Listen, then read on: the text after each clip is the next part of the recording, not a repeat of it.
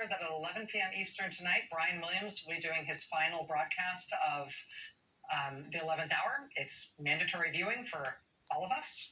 I'll see you again tomorrow night. Now it's time for the last word with Lawrence O'Donnell. Good evening, Lawrence. Good evening, Rachel. And I want to ask you and the audience for forgiveness for something I'm going to do. Haven't done it yet. Oh.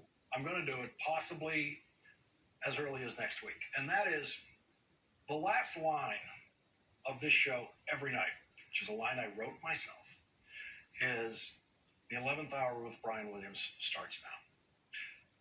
Brian's not going to be doing it as of next week.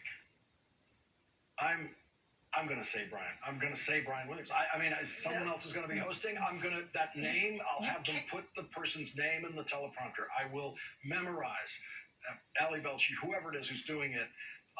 But I'm gonna slip at some point. You're saying that you're not going to do it on purpose. You can tell now the mistake that you're going to make. I just know how the brain is going to miss that every once in a while. It's just going to be the habit. The habit is so deep, so many years of saying it.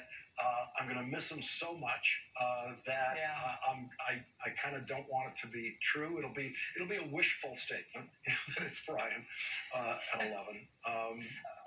A wishful statement, but also very awkward for whoever it is. So we have to figure out a trick. Well, that's why I'm apologizing in advance. I'm apologizing in advance to everyone who's going to be sitting there at 11. I absolve thee. Suffering that mistake.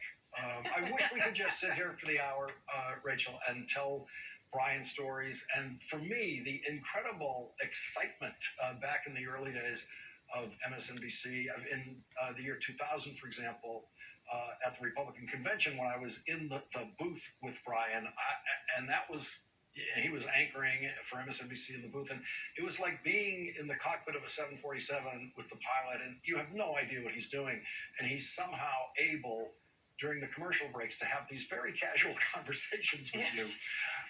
When people are talking to him in his other ear, and just such a master of the work. Astonishing to sit beside him in those situations. Being able to sit anywhere near him in an anchoring environment was not just an honor, but a humbling experience. And I know exactly what you're talking about, where he can be like, if somebody's talking to me in my ear in the control room and I'm trying to pay attention to something else, I will take my earpiece out so I can focus on whatever it is that I think I need. He could have somebody talking to him in his ear from the control room, not only listening to somebody else talk, but carrying on a cogent conversation, both with the people listening through his mic to the control room and the person who's speaking to in person, neither side having any idea that there was any competing conversation going on.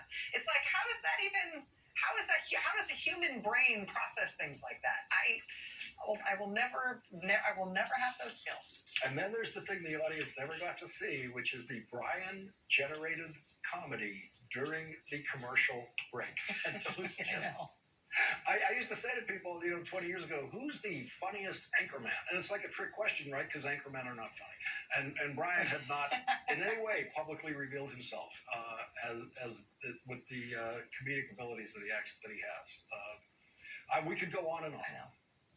I know, and we shall. I know what you're going to be doing an hour from now. You're going to be in your PJs watching Brian. Exactly. I know. I gotta go. Gotta get cooking. Thank you, Rachel. Thank you. Well, today, the governor of New York